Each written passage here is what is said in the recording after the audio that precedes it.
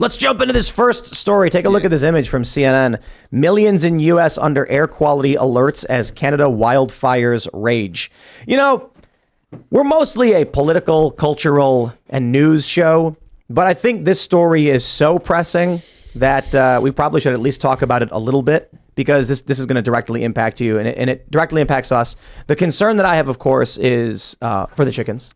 Because this garbage falls on the ground. Yeah. And when we had the East Palestine thing, when they're saying all those chemicals were blasting up into the air and floating out here, chickens were dying. And so I'm being somewhat silly by referencing chickens, but when this stuff settles and gets all over the grass and gets all over everything, that's going to cause problems too. So basically, there's wildfires up in Canada. FAA has issued ground stops in New York because the air quality was so bad you couldn't actually see.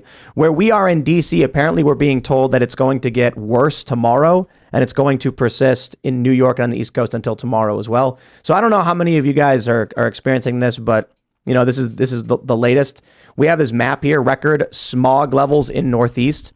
And right now you can see it's mostly bad in the New York area. It's going to come down and heavily hit DC tomorrow. So apparently they're saying like where we are, the sky's going to turn orange or something. You know, all the talk we talk about war and chaos and politics and stuff, man, it's these natural disasters that can really annihilate a civilization. Oh, yeah. This is just a taste. Yeah. I mean, I flew in through this today. I landed in D.C. from South Florida at about, 2:30 p.m. And I was running around to get to the airport this morning. I had no idea. I'm ashamed to say, I saw some things on Twitter about Canada. I really had no idea what was going on until the pilot mentioned it. I noticed that it was pretty clear. I mean, we had some clouds, a little bit of bumps, but it was mostly clear.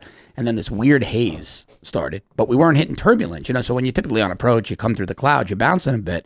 It was dead smooth, and the pilot came over, he said, oh, if you notice, you can't see the ground, it's this air from Canada.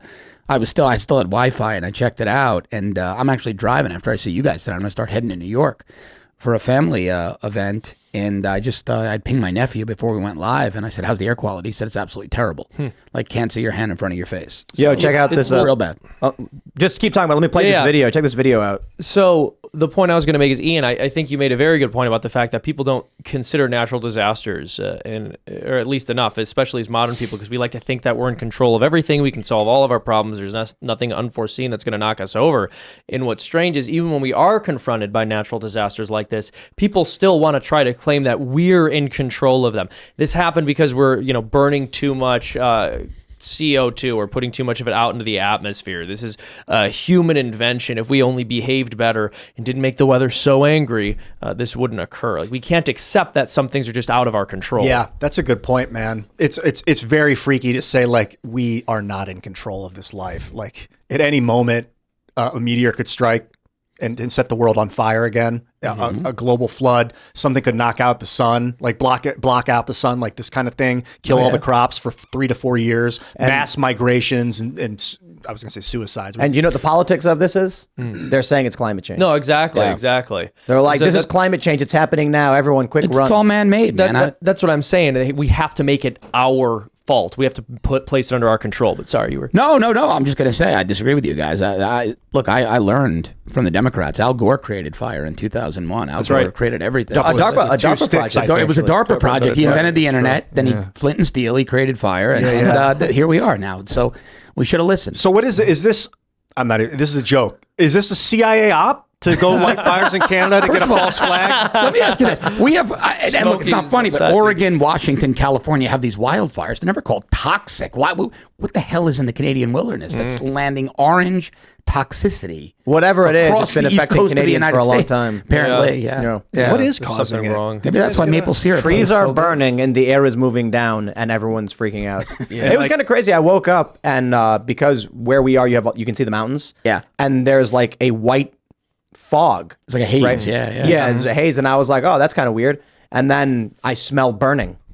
That's the crazy thing. You can smell like when I ash. landed, when I landed at Reagan today, it smelled like a campfire. out there. I mean, it was real noticeable. But I haven't been checking it. Did they get an indication how it started? I don't know if you guys know. That's what I'm Was looking into. natural? Climate change. It was climate change. It was climate change. Yeah. It certainly was. Just You temp- driving an Outdoor, a couple SUV. That's sticks. why this I is drive happening. a diesel pickup, so I might be Yeah, that's solely literally responsible it. for It this. is entirely your fault. I saw a video of a helicopter laying napalm to a bunch of trees, but I don't think that was it. That'd be crazy. Ian's just really, really dead set on going on the CIA grabbing for straws. This is like Air America caused this fire. wildfires, which indicates that they were naturally formed. Well, I mean, I guess a human could cause a wildfire. Yeah, I mean, often these things are arson, but from what I've been reading, it didn't. They're seem saying like it's the normal. They're Canadians- saying it's just higher than normal fire activity. that makes sense. And yeah. so they say because humans have been pumping so much CO2 into the atmosphere, it's causing a slightly more higher temperature, which means a little bit drier, which means more fire. And, there is something to that. We go a little out of balance and it can send the whole thing out of whack.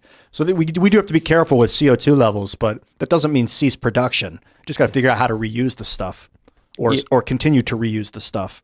Yeah, I think part of this instinct to blame this on man-made climate change. Firstly, it's very convenient because you get to blame it on your political opposition if you're on the left. Like literally everything is the fault of conservatives. You go outside and you don't like the weather. It's like, well, this is some Republican politician's fault, surely. It reminds me of a quote from the one and only Thomas Sowell. He said, good things just happen and bad things are somebody's fault. That is exactly how we think. That is just our default pattern. And so something like the weather, right, is something like New York being covered in this smog and it traveling across the country. Well, that has to be somebody's fault. Like bad things can't just happen, or things that bother me can't just happen. I have to be able to blame someone. Even in the Bible, it's the flood. They said that God sent the flood. Like, why can't we just accept that it could have just happened? Why do we have to blame Because somebody? he sent it. I guess we have to blame God for this one. Yeah, right? somebody had to do it. Right? I mean, look, I live in Florida, and they try to tell you hurricanes are man-made. I mean, like hurricanes never happened before the Industrial Revolution. I mean, it's bizarre. It's We started moronic. doing that, yeah. And honestly, it was not a well-marketed product. People still don't like them, but Right. someone started making them for some reason. I like when they say stuff Tornadoes like as it's well. the highest temperature on record, and it's like, and how far back do the records Exactly. go? 270 years. It's like, 1890. does it even go back? Is it 270? I don't It was know. like No, it's 100 less. or, Yeah, it's like 1890. Yeah, And yeah. it's like Yeah, we it can't be didn't that record long. the temperature that for that long.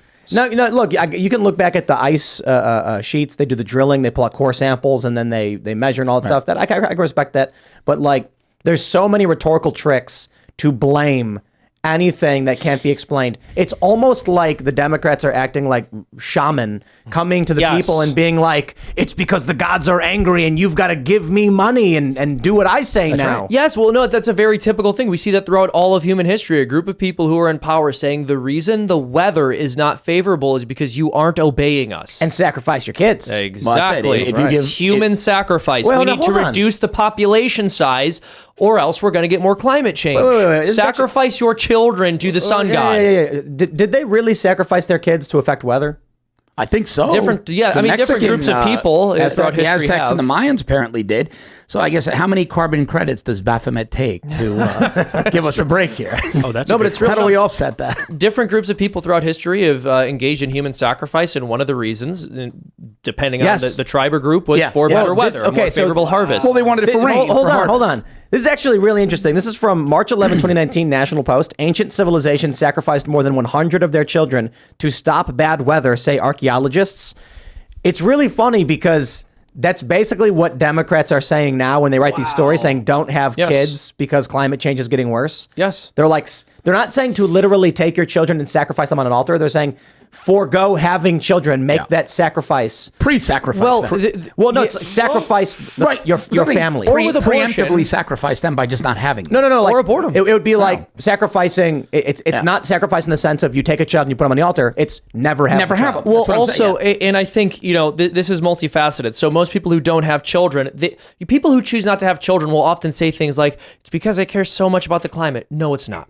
That's almost certainly not, right? It's because you want to have the dual income, no kid situation going on most of the time. And you can acknowledge that. Don't sit there and tell me it's because you care so much about the climate. I think that's usually not the case. But that said, when you look in ancient Rome, this is something archaeologists have discovered. Just in various periods, you have like increases in infanticide when people were having more sex and they were having sex outside of marriage and they didn't know what to do with the children and they weren't taking care of them. And you can imagine this being a trend historically too. I mean, people saying, I have a child, I don't want to take care of them, so I will sacrifice them in trying to make their horrific act of infanticide out to be something noble and good. And so they say, oh, well, this is like for the sun god, or this is so that we have a better harvest, when in reality, they had that cruelty in them and wanted to do it. Yeah, So right now we're in a record low temperature.